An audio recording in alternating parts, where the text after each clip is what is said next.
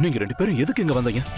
வீட்டுக்குள்ள இப்படி ஒண்ணா பேச வேண்டாம்னு எத்தனை தடவை சொல்றது? ஓ யூ ரைட். இப்போ நீங்க இப்படி எல்லாம் பேசுவீங்க தான். கொஞ்சம் சான்ஸ் கிடைச்சிருந்தா என்ன வீட்டை விட்டு வெளியில அனுப்பியிருப்பீங்களா? இன்ஃபேக்ட் என்ன மட்டும் இல்ல, தனுவையும் சேர்த்துதான். கஷ்டப்படுறதெல்லாம் நாங்க, ஆனா அதால கிடைக்கிற பணம் மொத்தமும் உங்களுக்கு வேணும்ல? வாய் கூசாம ஏன் மேலேயே பழிய போடுறியா? 10 கோடி ரூபாய்க்கு தனியா டீல் பேசிருக்கியே, அத பத்தி என்கிட்ட சொன்னியா? இங்க பாருங்க, நான் அத பத்தி உங்ககிட்ட சொல்லலாம்னு தான் இருந்தேன். ப்ளீஸ் ஆலியா, இங்க உன் ஃபேமிலியும் இல்ல அபியும் இல்ல. உன் நடிப்பு டிராமாவல என்கிட்ட வச்சுக்காத. அபியா இருக்கிறதுனால உன்னை ஆபீஸை விட்டு துரத்துறதோட விட்டான். இதே நானா இருந்திருந்தா உன்னை வீட்டை விட்டு வெளியே அனுப்பியிருப்பேன். இன்ஃபேக்ட் ஜெயிலுக்கு அனுப்பியிருப்பேன். அண்ணா நீங்க எங்களை தப்பா புரிஞ்சுட்டு பேசுறீங்க.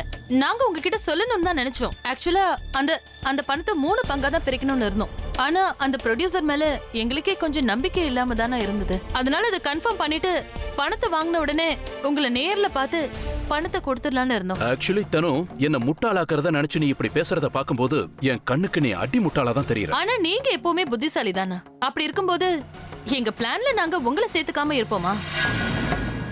எல்லாம் முடிஞ்சதுக்கு அப்புறமா சொல்லலாம்னு நினைச்சோம். அதுக்குள்ள உங்களுக்கு தெரிஞ்சிருச்சு. மொத தடவைங்கிறதுனால உங்களை இதோட மன்னிச்சு விடுறேன். இன்னொரு தடவை எனக்கு தெரியாம இப்படி பிளான் பண்றீங்கன்னு தெரிஞ்சதுன்னா சாட்சி ஆதாரத்தோட எல்லா உண்மையையும் நானே அபிகிட்ட சொல்லிடுவேன். இல்ல இனிமே அப்படி நடக்காதுன்னா. இப்பவும் நாம 3 பேரும் பார்ட்னர்ஸ் தானே. அது அடுத்து நீங்க போட போற பிளானை பொறுத்து தான் என்னால சொல்ல முடியும். என்னங்க உங்களுக்கு இப்போ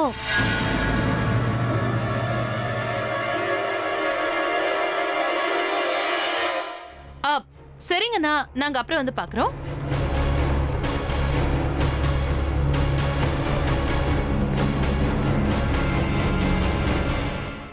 இவங்க 2 பேரும் இங்க எதுக்கு வந்தாங்க? ஒண்ணு இல்ல, அது என்னோட புது பிசினஸ்ல பார்ட்னரா சேர ஆசைப்படுறாங்க. அதுக்கு நீங்க என்ன சொன்னீங்க? யோசிச்சு பதில் சொல்றேன்னு சொல்லிருக்கேன். என்ன யோசிச்சு சொல்றேன்னு சொன்னீங்களா? என்னங்க நீங்க இப்படி இருக்கீங்க? இவங்க 2 பேரை பத்தி நீங்க யோசிக்கவே வேண்டாம். ரொம்ப மோசமானவங்க. அதுலயும் அந்த ஆலியா இருக்காளே, ஆளையே முழுங்கிடுவா. கூட பிறந்தவனே ஏமாத்துறானா உங்களை விட்டுருவாளா என்ன? நீங்க அவளோட கசின் தானே? அப்புறம் அந்த தனு மேடம் பெரிய மாடல். அவளாலதான் நம்ம பிரக்யாக்கும் அபிக்கும் இவ்வளவு பிரச்சனை நடக்குது தெரியும்ல. அவ உங்க பிசினஸ் பார்ட்னரா சேர்ந்து என்ன பண்ண போறா?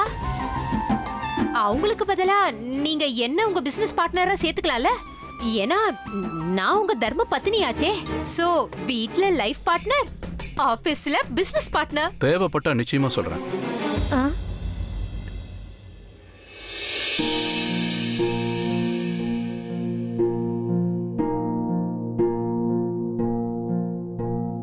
உங்க மனசு எந்த அளவுக்கு ரணமாயிருக்குன்னு என்னால புரிஞ்சுக்க முடியுது. நடந்த எல்லா உண்மையையும் உங்ககிட்ட சொல்லி உங்க வலிய நான் அனுபவிக்கணும்னு தான் நான் ஆசைப்படுறேன். உங்க குண்டச்சி உங்களுக்கு துணையா உங்க கூடவே இருக்கான்னு சொல்லி அழணும் போல இருக்கு. இதுக்கு மேல என்ன சொல்ல போற? சொல்றதுக்கு வேற ஏதாவது போய் இருந்தா சொல்லிடு. அவதான் என்ன ஏமாத்தி எல்லாத்தையும் என்கிட்ட இருந்து பறிச்சிட்டான்னு பார்த்தா நீயும் இப்ப அதே தான் பண்ணிருக்க. ஏன் ஆலியா, ஏன் இப்படி பண்ண? இந்த உலகத்துல பாட்டிக்கு அப்புறம் நான் யார் மேலேயாவது உயிரியே வச்சிருக்கேன்னா அது ஊ மேலதான் உனக்கு தெரியாதா? ஏன் இப்படி பண்ண ஆலியா? உனக்கு காசு பணம் அவ்வளவு முக்கியமா போயிடுச்சு. அதுக்காக நம்ம உறவை கூட மறந்துடுவியா?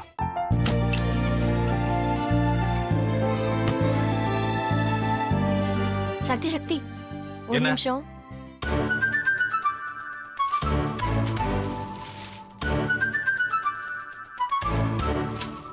இந்தாங்க. என்ன இது? உங்களுக்கு பிடிச்ச பிராண்ட் செப்பல். இது என்ன நான் தலையில வச்சுட்டு தூங்கணுமா? சரி அதை விடுங்க.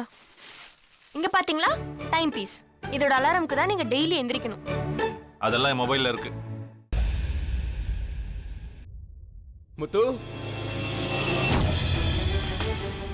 முத்து, என்னடி இவன் முத்துன்னு ஒருத்தைய உருவாக்கி விட்டான். செல்வியை மறப்பான்னு பார்த்தா எப்ப பார்த்தாலும் முத்து முத்துன்னு கூப்பிட்டு இருக்கான். முத்துவ கூப்பிட மட்டுமா செய்யறான், முத்துவ வச்சு என்னென்னமோ செய்யறான். நாம தான் இழிச்சவை மாதிரி வேடிக்கை பார்த்துட்டு இருக்கோம். என்ன முறைச்சு என்ன பிரயோஜனமாயா? உனக்கு வேற குரல் போயிடுச்சு. அடுத்து அவ செல்வியை கூப்பிட்டானா என்ன பண்ண போற? உன்னுடைய விருப்பப்படியே நீ ராமநாத வீட்டு மருமகளா வாழ போற.